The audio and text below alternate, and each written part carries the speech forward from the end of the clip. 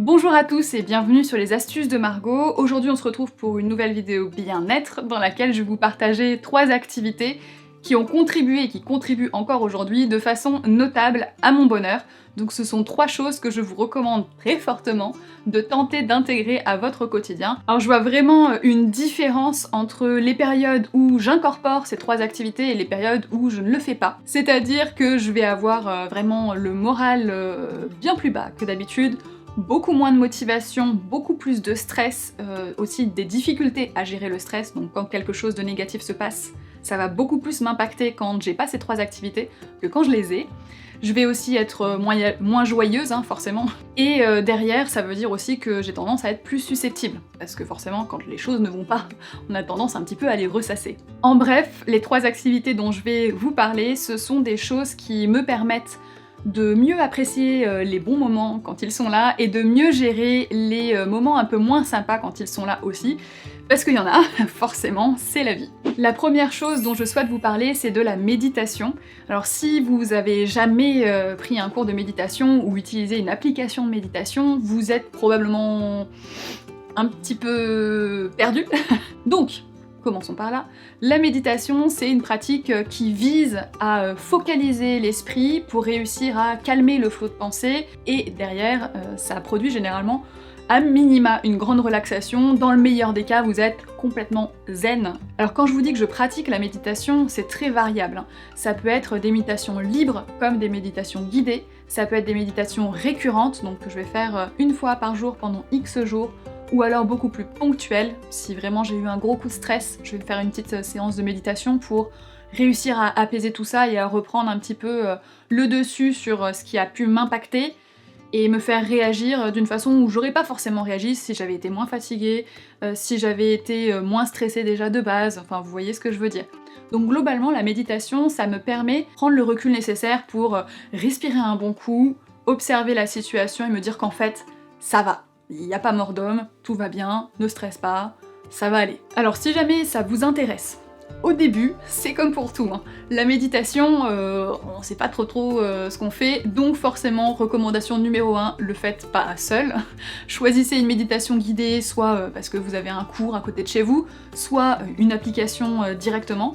Moi, l'application que je recommande tout le temps, parce que déjà je la connais très bien depuis des années, et puis je l'utilise, c'est celle que j'utilise dès que je veux faire des stages, c'est Seven Mind. De même, si vous n'êtes pas débutant, que vous avez un peu l'habitude de méditer, ou voire même beaucoup l'habitude de méditer comme moi, je vous recommande quand même de passer de temps en temps, hein, pas forcément systématiquement, mais au moins de temps en temps, par des cours ou des applications, parce que ça va vous permettre de sortir de vos habitudes personnelles de méditation, sans compter que ça permet de faire appel aussi à des mantras nouveaux.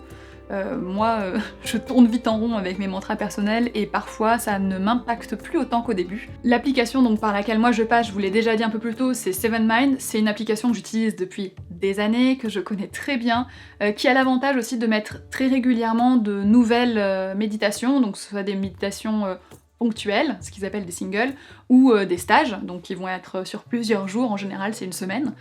J'aime bien cette application, notamment parce que c'est un point qui est très important en méditation, parce que la voix est très très agréable. Bonjour et bienvenue à ce stage sur l'équilibre de vie. Donc cette appli-là, je vous en avais déjà parlé il y a quelques années, je crois. Il y a longtemps en tout cas. Notamment parce qu'ils ont toujours d'ailleurs une méditation dans les singles, matin Harry Potter. Donc forcément, la Potterhead qui est en moi, quand j'ai vu ça, je me suis dit mais c'est génial cette appli, où il y a même des méditations Harry Potter. Donc bon bref, ils sont super. Et là en début d'année, ils ont sorti un nouveau stage qui est donc sur une semaine, c'est le stage équilibre de vie, et il tombait à pic parce que ça faisait partie de mes bonnes résolutions 2020. Et je pense que, comme moi, vous êtes probablement en plein dans votre bonne résolution, donc n'hésitez pas à utiliser la méditation pour vous focaliser dessus. Ce stage, je l'ai vraiment trouvé super. Je vous encourage très fortement à le tester. Pour tout vous dire, moi je l'ai déjà fait 2 fois. Alors une fois vraiment pour le pratiquer, donc j'ai suivi chaque méditation, et la deuxième fois, je l'ai mis en route avec mon bougeot à côté, à portée de main, et je me suis noté les mantras qui m'ont le plus parlé à chaque fois. Donc les mantras, je sais pas si ça vous parle ou pas, peut-être que vous vous dites, oula, mais qu'est-ce? Un mantra, c'est rien de très compliqué, c'est une phrase qui est sur un point très précis et qui vise à fixer une idée en tête. Donc c'est une phrase hein, qu'on va juste se répéter, tout simplement. Par exemple, moi dans la journée numéro 1, en santé, ce qui m'a beaucoup marqué, c'est celui-là. Je suis à l'écoute de mon corps et de ce qui lui fait du bien. Dans le jour 4 sur les relations, un qui m'a marqué, c'est « J'apprends chaque jour à transformer mes jugements en compréhension ». Ça peut être très utile dans pas mal de situations. Que vous vouliez travailler sur votre confiance en vous, sur votre gestion du stress, sur la créativité, la productivité, l'organisation, il y a énormément de contenu, donc vous trouverez forcément votre bonheur. Si vous voulez sauter le pas, vous avez moins 30% de réduction sur l'abonnement annuel avec le code MARGOT en majuscule via le lien qui est en barre d'informations. Vous pouvez tout à fait tester gratuitement le stage d'initiation, vous avez accès, vous n'avez pas besoin du tout de payer pour le stage d'initiation, qui est sur plusieurs jours, qui va vous permettre de découvrir les différents outils de la méditation et aussi voir un petit peu si vous aimez les formats, si vous aimez la voix, si c'est quelque chose qui vous intéresse tout simplement. Personnellement, ça fait désormais partie de mon hygiène de vie, c'est-à-dire que quand je traverse des périodes qui sont un petit peu plus complexes, que ce soit côté perso ou côté pro, j'essaye de réintroduire, je réintroduis des séances de méditation plus régulières, donc une par jour pendant une semaine par exemple, et je vois vraiment la différence. Vous vous demandez peut-être pourquoi je le fais pas en continu dans ce cas-là. Tout simplement parce que parfois on se laisse déborder par ses obligations, son travail, etc. Et oui, ça m'arrive aussi, et c'est complètement normal. Le tout, c'est de réussir à prendre le recul nécessaire pour réaliser que on a peut-être besoin d'aide. La deuxième chose que je veux mentionner, parce que vraiment moi ça a transformé ma vie depuis que je l'ai découvert et que je l'ai vraiment appliqué de façon plus régulière à mon quotidien, c'est le yoga. Alors si vous regardez ma chaîne depuis quelques années, vous avez remarqué que je vous en ai pas mal parlé à une période, j'ai fait pas mal de vidéos sur le sujet. Je vous ai fait des vidéos astuces pour avoir la meilleure séance de yoga possible. Je vous ai partagé aussi une vidéo sur comment trouver le type de yoga qui est fait pour vous. Je vous ai fait aussi des séances de yoga, donc il y en a 2 de disponibles. Une pour le matin qui est un réveil en douceur et qui est un petit peu tonifiante, on va dire, ça réveille et ça met en route. Et la deuxième qui est donc plutôt pour le soir, qui elle est vraiment apaisante, elle calme, elle délasse, j'adore la faire. L'avantage qu'elles ont, c'est qu'elles sont relativement courtes, donc elles sont faciles à rajouter dans votre quotidien. Je vous en ai pu parler depuis quelques mois, ça veut pas dire que j'ai arrêté, je continue à pratiquer le yoga. Il y a eu pas mal de questions d'ailleurs sur le sujet. Tu nous en parles plus, t'as arrêté? Non, je pratique toujours. Le yoga, mais je remercierai jamais assez la Margot d'il y a quelques années, qui a décidé de laisser au yoga une seconde chance après un premier cours catastrophique. Heureusement que j'ai fait un deuxième cours avec quelqu'un d'autre sur un autre type de yoga parce que je serais vraiment passée à côté de quelque chose. C'est vraiment une pratique où non seulement je l'ai incorporée à mon quotidien, mais en plus de ça, j'en ai fait une formation professionnelle. Je suis professeure de yoga certifiée, donc Hatha Yoga, Vinyasa Yoga, depuis août 2018. Et franchement, après ce mois entier de formation, que c'était un mois intensif, on a fait 200 heures de yoga en 30 jours, autant vous dire que du yoga, on en a fait. Et à la fin du mois, j'aurais pu enchaîner sur un mois de plus en fait, tellement j'ai aimé et tellement je me suis sentie bien. Pour vous donner encore plus envie de tester le yoga si jamais ça vous est jamais arrivé, ou de redonner une chance au yoga si vous aviez pas trop apprécié. Personnellement, après une bonne séance de yoga, et même pendant une bonne séance de yoga, déjà je rentre dans un état quasi méditatif, mais en plus de ça, derrière, je me sens détendue. Je me sens calme, je me sens apaisée, je suis déstressée, je suis délassée aussi, j'ai fait bouger mes articulations, j'ai fait travailler un petit peu mon cœur, donc que des choses très positives. Comme j'ai commencé à vous le dire, quand je pratique le yoga, je rentre dans un état quasi méditatif, tout simplement parce que moi, à l'heure actuelle, je pratique la majorité du temps seule, mes propres séquences.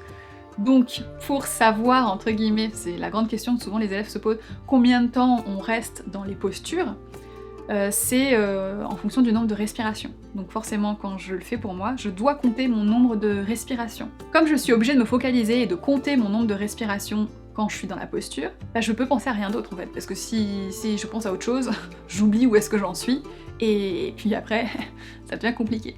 Pour celles et ceux qui me demandent régulièrement si je vais continuer à proposer des cours de yoga sur ma chaîne ou recommencer à proposer des cours de yoga sur ma chaîne, la réponse est oui. En fait c'était prévu même à la base pour 2019, mais comme entre temps j'ai écrit et sorti un livre, forcément ça a chamboulé tout mon emploi du temps et j'ai dû le reporter. Et donc oui, si vous étiez pas au courant, j'ai sorti un livre en septembre 2019 du coup, septembre dernier, qui s'appelle Vivez votre vie en mieux aux éditions Larousse.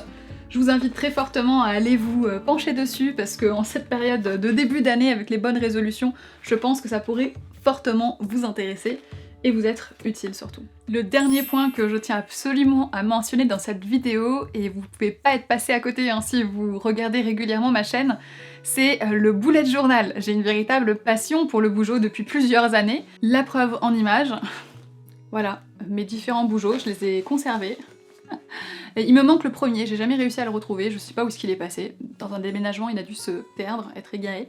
Donc lui c'est mon plus ancien, ensuite le suivant, celui d'après et mon actuel. Avant toute chose, si vous ne connaissez pas le principe du bullet journal, donc c'est un concept qui a été théorisé par Ryder Carroll, qui en a d'ailleurs fait un livre qui est très bien, je l'ai lu, et je vous le mettrai en barre d'informations si jamais vous voulez vous le procurer aussi. À la base, lui, c'est un outil donc très simple, hein. Il vous suffit littéralement d'un carnet et d'un stylo pour avoir cet outil à portée de main. C'est un outil qui lui a permis à la base de gérer son trouble de l'attention. Derrière, ça lui a permis donc de réussir à mieux s'organiser, de noter toutes les choses importantes et essentielles à son organisation quotidienne, hebdomadaire, mensuelle, annuelle, à un seul et même endroit, de façon à toujours pouvoir les retrouver. Dans la pratique, c'est vraiment enfantin, il vous suffit, ce que je vous disais tout à l'heure, d'un carnet et d'un stylo. Le principe, c'est que vous allez venir moduler vos pages en fonction de vos besoins. Un agenda, vous êtes bloqué, c'est déjà existant, donc ça fait gagner du temps, mais vous êtes bloqué. Si vous avez besoin de rajouter une page, c'est pas possible. Si vous n'avez pas besoin d'une certaine page, et ben tant pis, elle est là quand même. Dans un bougeot, vu que les pages sont vierges et que vous venez les créer au fur et à mesure, vous pouvez mettre tout ce dont vous avez besoin. Dans la théorie, il y a un certain nombre de pages essentielles quand vous commencez un carnet. Moi j'ai fait une vidéo, enfin j'en ai fait plusieurs maintenant aujourd'hui, je vous les mettrai aussi sous le petit i avec les pages qui me semblent personnellement être essentielles à un début de bullet journal, et vous pouvez pareil retrouver un peu d'inspiration mensuellement. Maintenant, donc ce que je vous disais c'est que en théorie c'est très simple, c'est très minimaliste. Dans la pratique, mon bullet journal est extrêmement décoré. Je cherchais un terme. Plus ça va et plus il devient complexe, parce que j'adore. Ça regroupe deux choses qui sont essentielles à ma sérénité d'esprit et que j'apprécie encore plus si je peux les faire au quotidien. C'est l'organisation et le dessin. Rien à voir, je sais.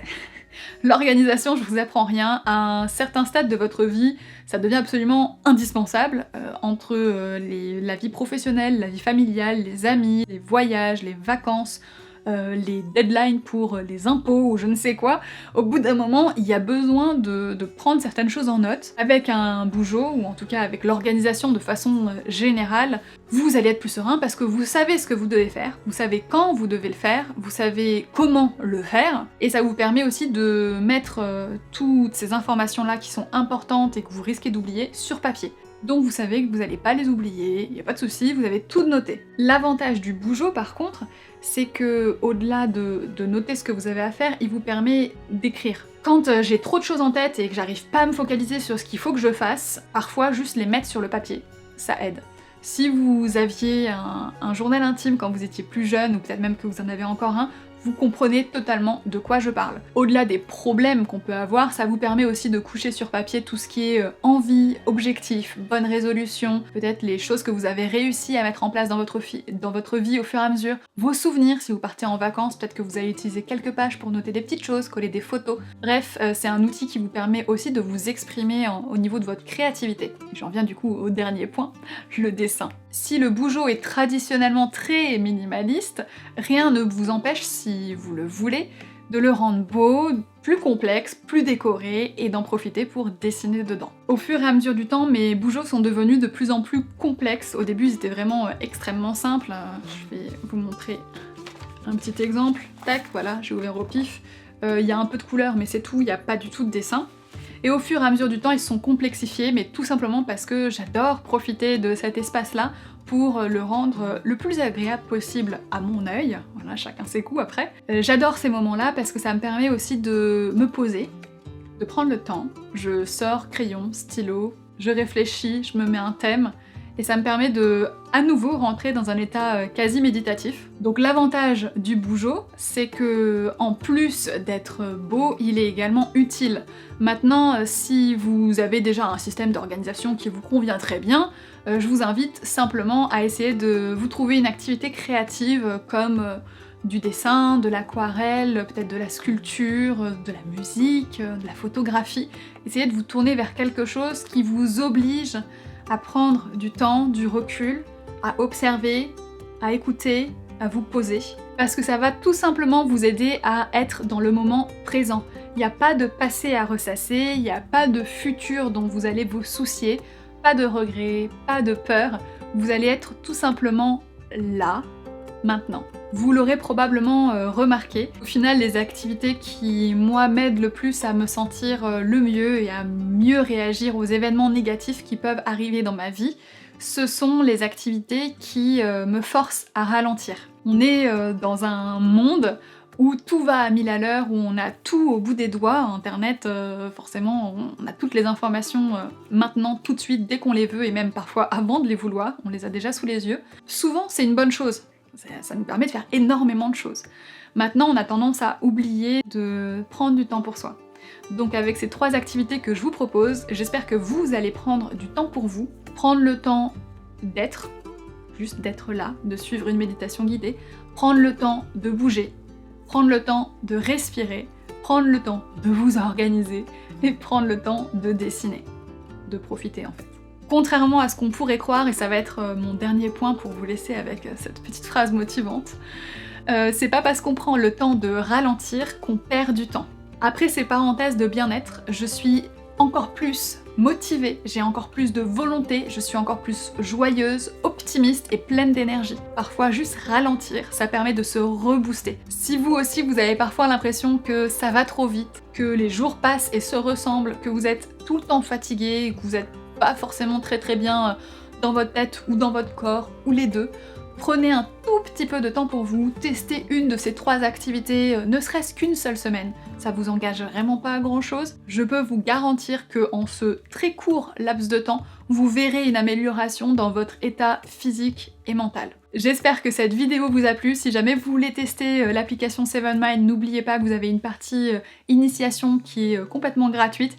Et si vous voulez sauter le pas, vous avez la partie abonnement annuel à moins 30% avec le code MARGAUX, M-A-R-G-A-U-X. J'espère que ça vous aura été utile, cette vidéo, que ça vous aura peut-être motivé à introduire une de ces 3 activités dans votre quotidien. Si jamais c'est le cas, je vous invite à me laisser un pouce vers le haut, à vous abonner, à activer la cloche, et moi je vous dis à très bientôt avec une nouvelle vidéo.